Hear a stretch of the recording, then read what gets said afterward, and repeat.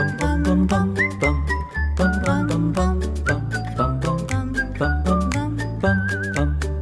friend forever. Best friend forever. Best friend forever.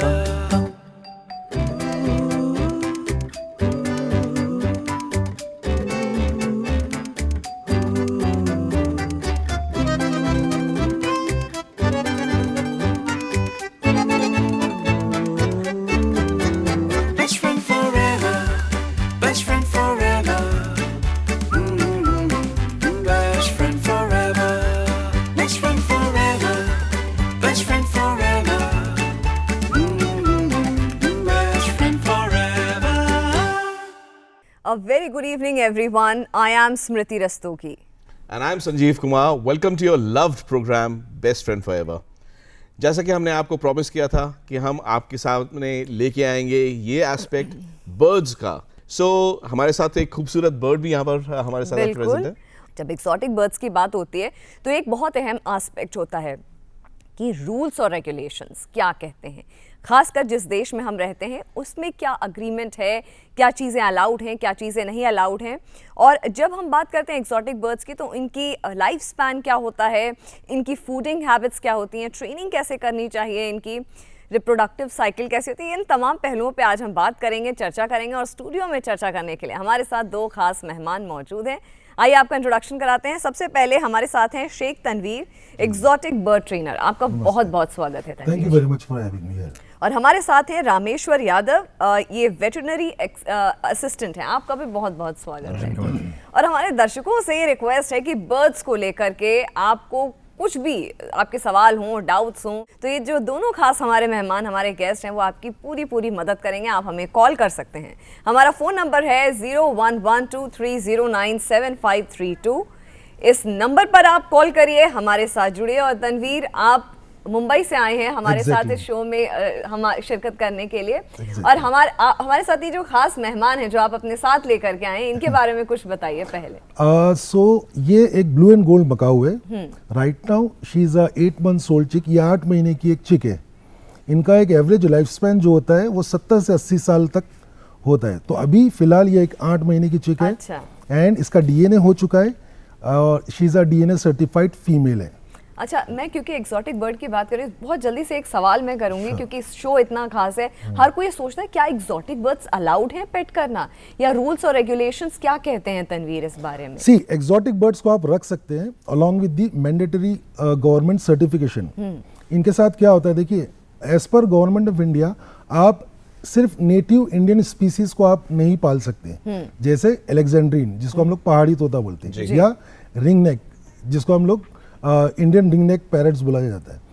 Apart from that, अगर ये bird ethically तौर पे India में ब्रीड हुआ है along with all the certification, जैसे अगर आप देखेंगे इसके पैर में एक रिंग है जी, तो along with all the certification अगर आपने रखा है सो इट इज अवेलेबल और आप इसको कर सकते हैं, अलाउड है। जी, परफेक्ट। कौन सी ऐसी एक्सोटिक बर्ड्स हैं डॉक्टर साहब की जिनको लोग पेट करते हों, जिनकी तरफ लोगों का ज़्यादा झुकाव हो, जिनको ज़्यादा पसंद करते हों? जो बाहर के जो पक्षी हैं वो एग्जीक्यूटिव बर्ड हैं जी। जैसे आजकल पालने वाले जो हैं बजरी ज़्यादा पालते हैं, फिंचिस पालते हैं, और ये मकाऊ पैरट हैं, कोकोटेल हैं ये। अच्छा, मैं एक और सवाल है संजीव, क्योंकि मेरे मन में आया क्योंकि ये मुंबई से आए हैं, तो ये डेजी को मुंबई से आप कैसे यहाँ तक हमारे स्टूडियो तक लेकर के आए हैं? डेजी को हम लोग ने ट्रेन में लाया है।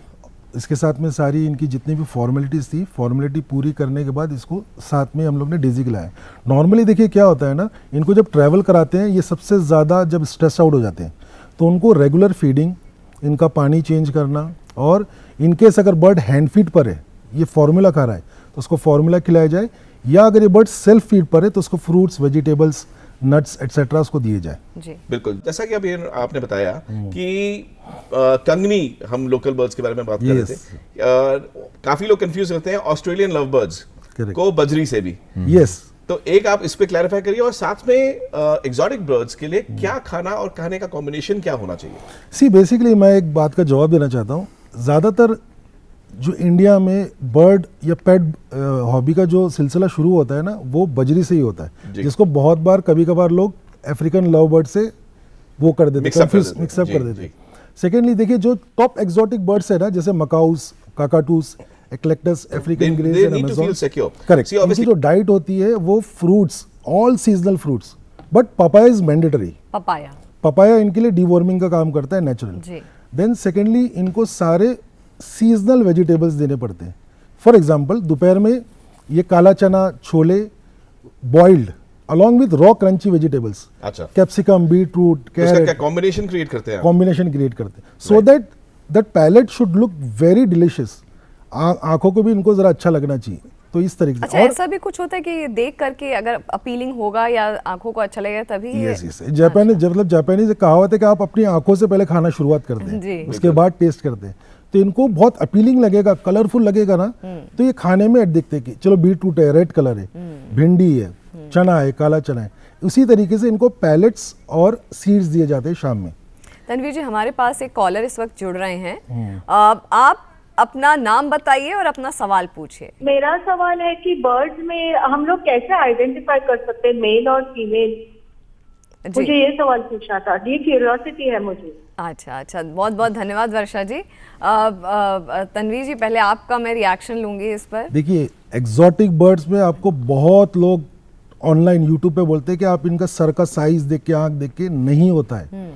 ये bird male female exactly same दिखते हैं। बिल्कुल। So there is only one option available, इनको डीएनए करवाना। इनका इंडिया में 10 से 11 डीएनए सेंटर्स हैं जहां आप इनके ये जो फ्रंट एरिया के फेदर है ना, उनको प्लग करके आप भेज दिए। आई थिंक वो कुछ 200-300 रुपए में डीएनए करवा के आपको दे देंगे। बिल्कुल तो किसी ऐसी बात पर भरोसा मत कीजिए कि जब साइंटिफिक तरीका अवेलेबल है बिल्कुल। तो हम लोग बिल्कुल। ये सब लेकिन चीजें। इंटरेस्टिंग क्वेश्चन था, बिकॉज हमेशा प्रकृति में हम ये समझते हैं जो जितना खूबसूरत दिख रहा है वो शायद मेल है और बाकी फीमेल है। आप बताइए प्लीज, आपका एक्सपीरियंस क्या है इसमें? वो मेल जो होता है सर, उनका जो जैसा भाई साहब ने बताया अभी कि साइंटिफिक जो एरिया है वो बिल्कुल ठीक होता है डीएनए टेस्ट करने जी, का। जी। हाँ, और जो पुराने बंदे हैं वो कहते हैं भाई इनका सिर मोटा होना चाहिए, चोंच जो है ग्रीन हो गई है इसकी जी। और मोटी हो गई है, तो उसको मेल मानते हैं।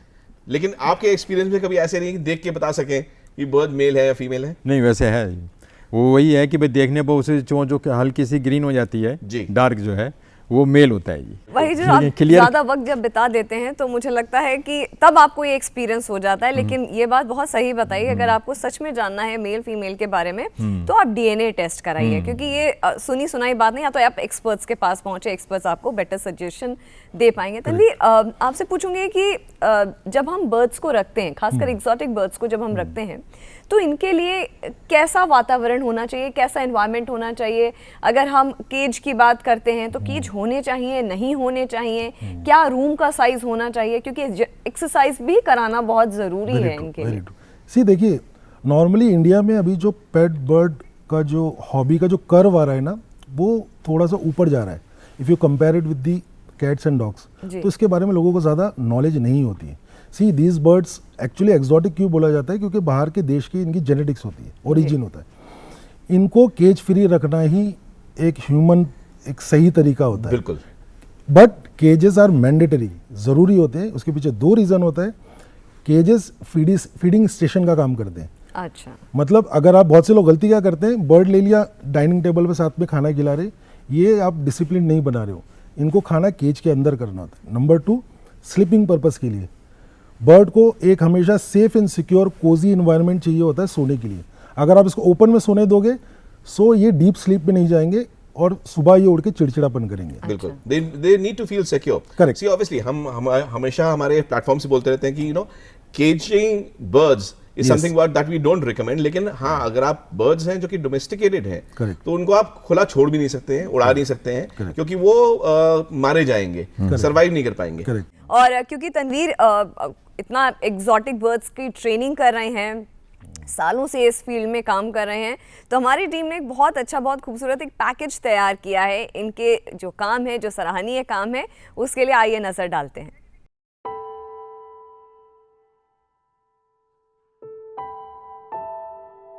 पेट वर्ल्ड में जो सबसे ज़्यादा मिसअंडरस्टूड पेट होता है वो होता है बर्ड, स्पेसिफिकली एक्सोटिक बर्ड्स। और इसके पीछे बहुत सारे रीजंस होते हैं। सबसे पहला रीज़न, इन बर्ड्स के बारे में लोगों को ज़्यादा से ज़्यादा इंफॉर्मेशन शायद नेट पे, यूट्यूब पर नहीं मिलती।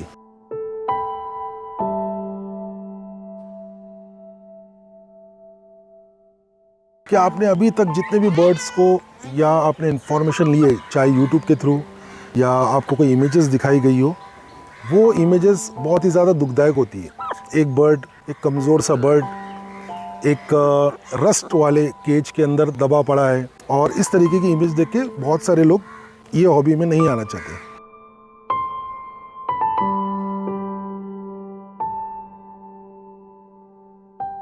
बर्ड को हमेशा से इंसानों ने केज के साथ में एसोसिएट किया है। इसी वजह से लोग बर्ड कीपिंग को एक बहुत ही क्रूर हॉबी मानते हैं कि ये बहुत यार क्रूएलिटी होती है, बर्ड्स को पालना नहीं चाहिए।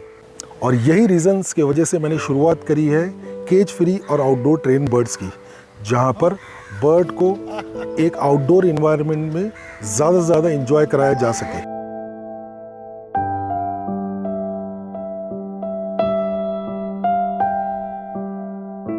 केज फ्री और आउटडोर ट्रेन बर्ड्स मीन्स इनको विदाउट एनी रिस्ट्रिक्शन या फेदर क्लिपिंग किए बगैर इनको बाहर की दुनिया एंजॉय कराई जा सके without any kind of restriction. और इसी के साथ साथ ज़्यादा से ज़्यादा फेयर एंड फैक्चुअल इंफॉर्मेशन पहुंचाने की कोशिश की जाए, जिसके अंदर बर्ड की स्पीसीज़, इनका डाइट, इनकी ट्रेनिंग और इनको किस तरीके से एक केज फ्री और आउटडोर ट्रेनिंग एक्सपीरियंस का आप उन्हें हिस्सा दे सकते हैं।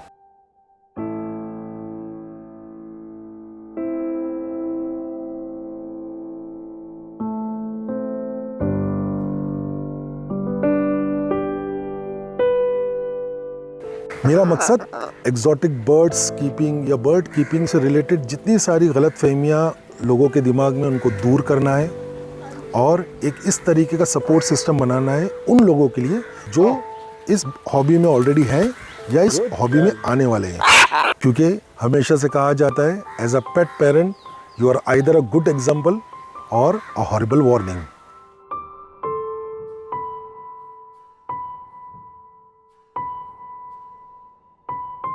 Best friend forever. एक बात तो तय है कि बहुत ही कलरफुल ये पैकेज था तनवीर, और जिस तरह का आप काम कर रहे हैं वो वाकई में बहुत सराहनीय है। मैं कभी कभी बड़ा अमेजमेंट होता है देख करके कि आप कैसे ट्रेनिंग करते हैं, बर्ड्स की ट्रेनिंग। मतलब हम अपने शो में बहुत ऐसी चीज़ें लाने की कोशिश करते हैं जो अमूमन लोगों को पता नहीं होती है, मगर बर्ड्स की ट्रेनिंग अपने आप में एक बहुत बड़ी चीज़ होती है। फ्री फ्लाइट ट्रेनिंग, ये कितना चैलेंजिंग होता है? सी फ्री फ्लाइट का मतलब एक्चुअली क्या होता है, बर्ड को without any restriction he will choose you if he wants to come back to you और नॉट। अच्छा, उसको आना है कि नहीं आना है। तो उसके लिए आपको बर्ड के साथ बॉन्डिंग उतनी स्ट्रांग होनी चाहिए। नंबर 2, आप जहाँ फ्री फ्लाइट को ट्रेन करवा रहे हो वो प्रेडेटरी बर्ड्स नहीं होने चाहिए, चील कौवे। सो बॉम्बे में ना बहुत कम ऐसी जगह होती है जहाँ चील और कौवे नहीं होते, बट हम लोग जो लिमिटेड स्पेस है हम लोग वहाँ फ्री फ्लाइट का ट्रेन करवाते हैं बर्ड्स को, ताकि बर्ड्स के ऊपर हम लोग रिस्ट्रिक्शन नहीं रखें, वो चूज करेगा कि मुझे आना है कि नहीं आना है आपके पास। बिल्कुल बिल्कुल बिल्कुल। तो इस तरीके की ट्रेनिंग होती है जो भी लिमिटेड स्पेस है हम लोग करते हैं वैसे। And बहुत सही चीज आपने बोली, बॉन्ड जो है Correct. आपका, जैसे आपके वीडियो में भी दिख रहा था कि प्यार जो है आपका वो ट्रूली दिख रहा था, and that bond is something स्मृति जिसकी वजह से ये कनेक्ट बनता है। एज के बारे में अगर हम बात करें कि क्या लाइफ स्पैन होता है, क्योंकि काफी लोग सोचते हैं 2-3 साल एज है, कंफ्यूजन्स हैं, एंड कुछ एक्सोटिक बर्ड्स जैसे अफ्रीकन ग्रेज हो गए, कॉकटू मकाओ हो गए, इनके क्या एज ब्रैकेट होता है? आप भी प्लीज ऐड करिएगा, आप बताइए। देखिए, सबसे पहले जो लोगों को सबसे ज़्यादा मिसअंडरस्टैंडिंग होती है कि बर्ड की एज क्या होती है। मकाउज जो होते हैं एवरेज लाइफ स्पैन इनका 50 से लेकर 80 साल तक होता है। They can outlive their owners, ये अपने ओनर से ज़्यादा जी सकते हैं, तो ये लॉन्ग कमिटमेंट होता है।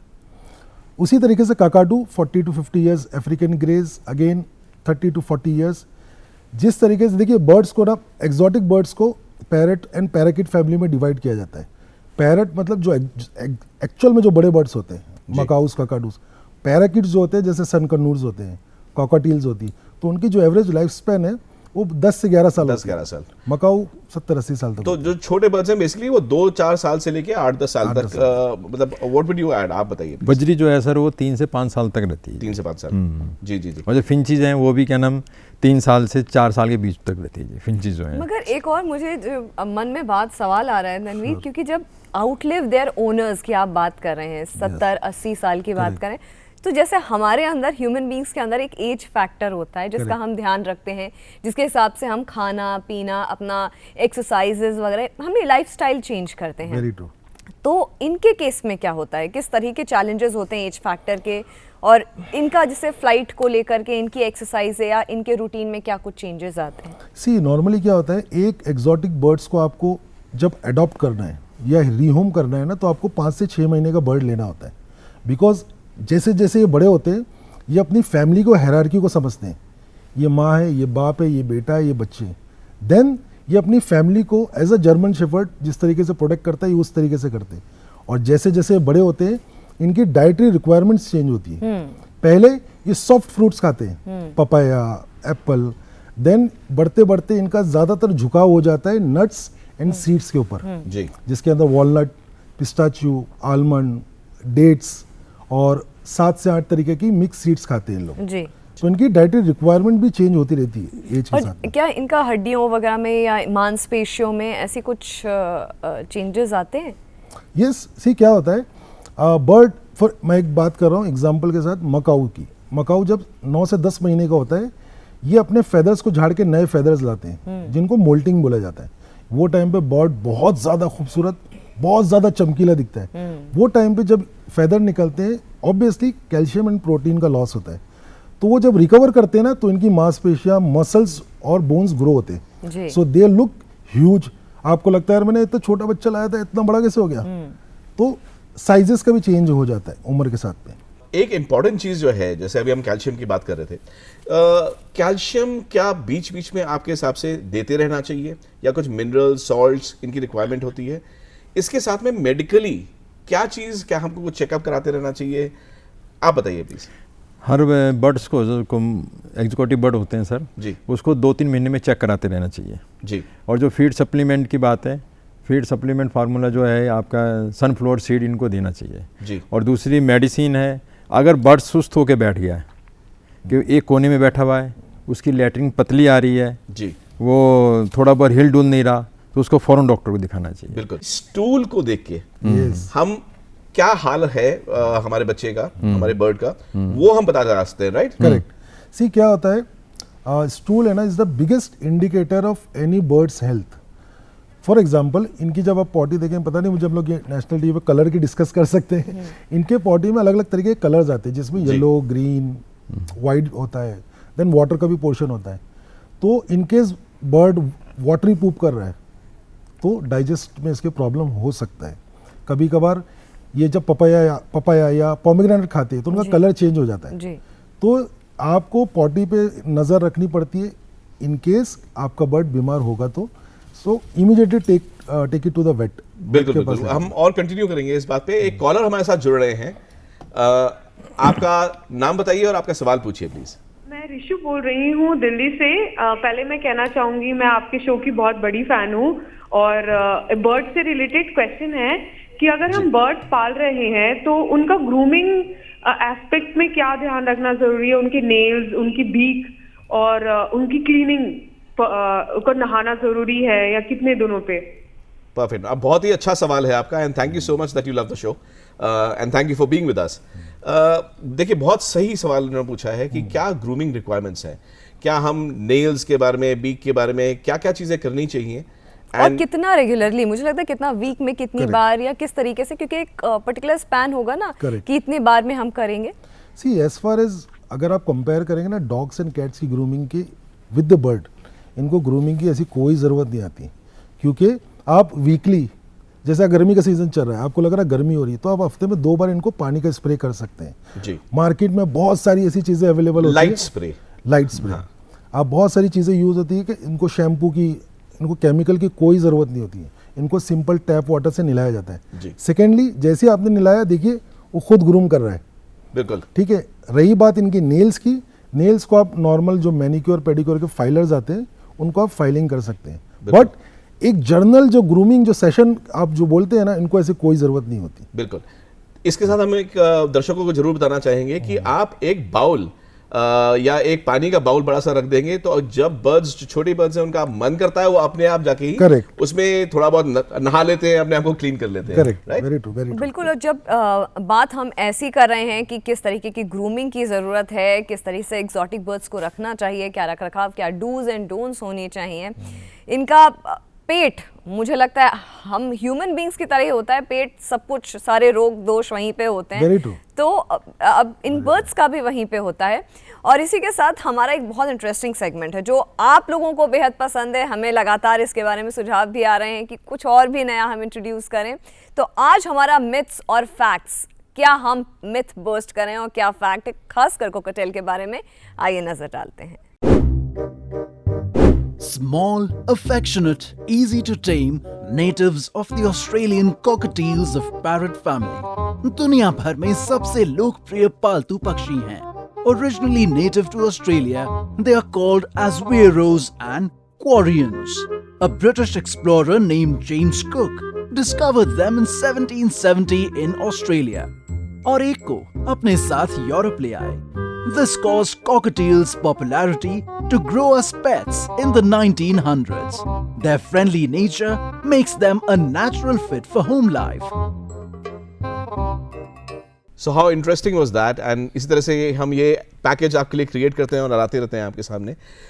जो हम बात कर रहे थे, और अभी इस समय डेजी भी हमारे को बहुत ध्यान से सुन रही है कि बहुत एक्सरसाइज हो गई पीक्स की, अब सुनना है और समझना है कि प्रोग्राम में क्या हो रहा है। तो कितने कलर वेरिएंट्स आते हैं अगर हम मकाओ की बात करें?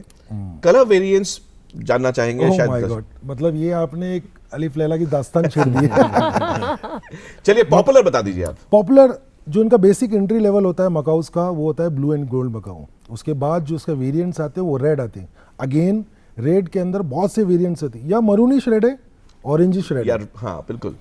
सेकेंड, इनका जो सबसे ज़्यादा, फॉर एग्जाम्पल इनका जो डिमांड होता है, इनके फेदर पे कौन से स्ट्रिप्स आ रहे हैं, राइट। येलो स्ट्रिप्स आ रहे, ब्लू स्ट्रिप्स आ रहे, तो क्या वो कॉम्बिनेशन है बेसिकली आप ये बताना करेक्ट, चाह रहे हैं? तो वो एक स्कारलेट मकाऊ होता है। अगर रेड के साथ ग्रीन स्ट्राइप्स है तो ग्रीन विंग मकाऊ, इस तो तरीके से। स्कारलेट मकाओ में कितने कलर, 3 कलर 4 कलर होते हैं? See, कितने? बेस उनका ऑरेंजिश रेड होता है, देन उनके फेदर पे येलो, ब्लू और ग्रीन कलर की स्ट्राइप्स होती हैं। So that is why they are the most loved macaws all over the globe. Perfect perfect. And काफी कुछ स्मृति मकाओस को सिखाया भी जाता है वर्ल्ड ओवर, काफी जगह पर साइकिलिंग सिखाना और चीजें करना।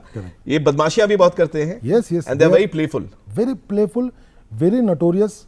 इनको ऐसा लगता है कि हमारे घर के कोई छोटा बच्चा है, सॉरी बोलना पड़ता है कभी कभार इनको अगर यस, बिकॉज ऐसा कहा माना जाता है और ऑलरेडी प्रूवन है कि इनका जो IQ लेवल होता है एक 2 से 3 साल के इंसानी बच्चों के जैसा होता है। जी। So they understand your commands and emotions very well. तो मुझे लगता है कि ये एक बहुत इंपॉर्टेंट एक फैक्टर होता है कि आप इनके साथ बॉन्डिंग बनाना, इनके साथ कनेक्ट बनाना आसान होता है। एक बार वो क्लिक हो जाता है तो वो चीज़ें आसान हो जाती हैं। अच्छा, एक और बहुत इंटरेस्टिंग सेगमेंट है पेट ऑफ द वीक। आप लोग हमें पिक्चर्स भेजते हैं और हम पॉपुलर पिक्चर्स को, पॉपुलर जो हमें पेट्स मिलते हैं उनको हम पेट ऑफ द वीक डिक्लेयर करते हैं। देखते हैं कौन है पेट ऑफ द वीक।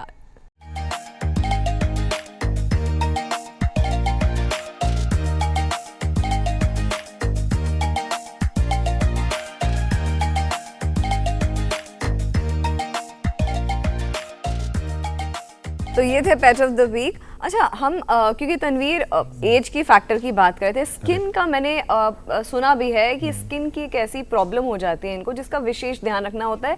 जिस जगह पे वो रहते हैं उसकी क्लीनिंग होनी चाहिए, जो इनका एनवायरनमेंट होता है उसका हमें विशेषकर ध्यान रखना चाहिए। तो क्या कहेंगे कि क्या डूज एंड डोंट्स होते हैं उस एस्पेक्ट? सी, नॉर्मली इनका जो इनक्लोजर होता है ना, ये बहुत ही मेसी ईटर होते जी। हैं। दैट मीन्स वो खाना खाने से ज़्यादा खाना गिराते हैं, Waste करते हैं, जी। वेस्टेज बहुत देते हैं। सो दैट अट्रैक्ट्स बहुत से इंसेक्ट्स या छोटे रेप्टाइल्स जैसे चिपलक वगैरह आ जाती हैं। तो इनका कैसा होता है, द मोमेंट इनका खाना हो गया, इमीडिएटली आपको निकाल के इसको क्लीन करना है। ठीक है, फ्रूट्स डीके प्रोसेस बहुत फास्ट होता है, तो उसकी वजह से मक्खी वक्खी बहुत आनी स्टार्ट हो जाती है। सेकेंड क्या होता है, हम लोग सबसे बड़ी जो गलती करते हैं, ह्यूमन खाना खिलाने की इनको आदत लगाते हैं। हम लोग बेजा लाड प्यार, अरे पापा रोटी खा ले, पराठा खा ले, इसके वजह से इनके फेदर्स की क्वालिटी ख़राब हो जाती है। खराब हो जाती है। एनी स्पाइसेस, सॉल्ट और ह्यूमन फूड, इनके फेदर की क्वालिटी खराब हो जाती है। कि आज का शो बहुत ही मुझे तो बहुत ही नॉलेजेबल लगा, हमारे व्यूअर्स को भी बहुत नॉलेजेबल लगा होगा, और जो हमारे साथ गेस्ट आज आए हैं उन्होंने भी चार चांद लगा दिया हमारे सेट पे। डेजी का मैं सबसे पहले डेजी का बहुत बहुत धन्यवाद दूंगी, फिर आपका तनवीर बहुत बहुत धन्यवाद, और आपका भी रामेश्वर जी, आप हमारे शो पे आए, आपका भी बहुत बहुत धन्यवाद। और हमारे व्यूअर्स से रिक्वेस्ट है कि आपके जो भी फीडबैक या सजेशन हो हमारे शो के लिए, और अपने पेट्स के अच्छे फनी पिक्चर्स या वीडियोस हो, आप हमें मेल कर सकते हैं। हमारा मेल आईडी है bestfriendforeverpets@gmail.com। एंड इसी के साथ it's time for us to leave, लेकिन आपके साथ हम फिर जुड़ेंगे अगले हफ्ते एक और अच्छा और इंटरेस्टिंग टॉपिक लेके। And till then, best friend forever ever.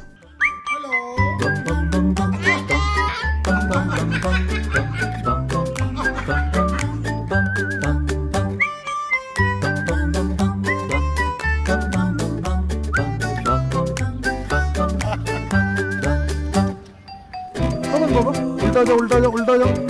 Ayesha, देखो अब इसको मैं पकड़ के अगर उठाओ ना, ये ऐसे ही पड़ा रहेगा। आजा। ये देखो। अब इसको मैं स्लो से ऐसा करूंगा ना,